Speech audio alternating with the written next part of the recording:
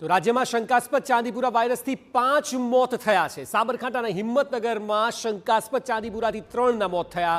હિંમતનગરમાં 7 દર્દીઓ હતા, તેમાંથી 3ના મોત થતા આરોગ્ય તંત્રમાં દોડધામ મચી છે।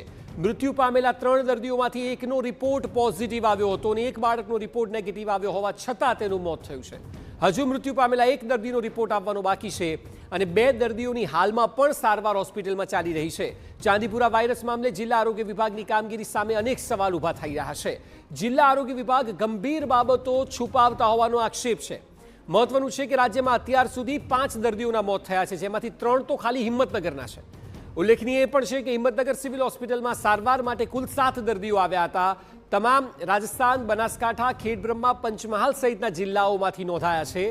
3 દર્દીઓના મોત બાદ બાકી રહેલા 4 દર્દીઓમાંથી એક બાળક ડોક્ટરના સૂચન વગર જ રજા લઈને ઘરે ગયું હોવાનું સામે આવ્યું છે, જ્યારે અન્ય એક દર્દીને રજા આપવામાં આવી છે અને બાકી રહેલા 2 દર્દીઓને હાલ વેન્ટિલેશન હેઠળ રાખવામાં આવ્યા છે।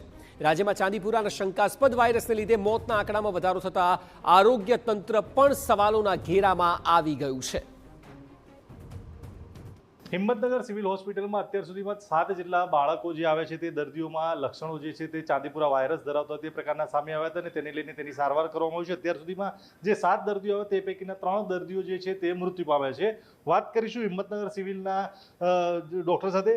ડૉક્ટર જાની સાહેબ, કેવા પ્રકારના આ દર્દીઓ આવ્યા હતા, કેવા પ્રકારના લક્ષણો ધરાવતા હતા અને શું અત્યાર સુધીમાં કેટલા બાળકો આવ્યા? તારીખ 26થી અત્યાર સુધીમાં આપણા ત્યાં 7 દર્દીઓ દાખલ કરવામાં આવ્યા હતા, જેમાં 3 દર્દીઓનું મૃત્યુ થયેલું છે।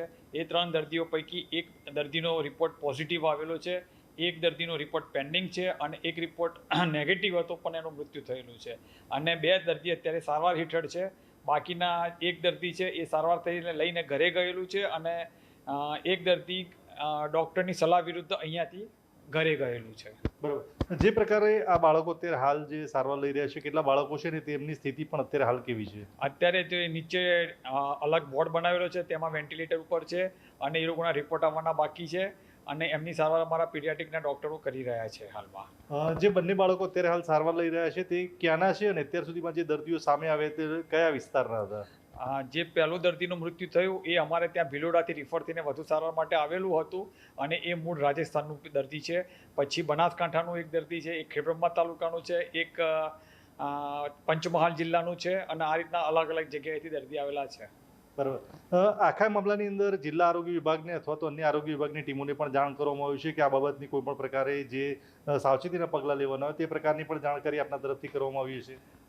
લગભગ ડિપાર્ટમેન્ટ દ્વારા કરવામાં આવેલી હશે અને આજ રોજ જિલ્લા પંચાયતમાંથી આરોગ્યની ટીમ અહીંયા હોસ્પિટલમાં રૂબરૂ આવેલી હતી। આ પહેલાં કોઈ આરોગ્યની ટીમ અહીંયા આવી હતી રૂબરૂ? લગભગ નથી આવી।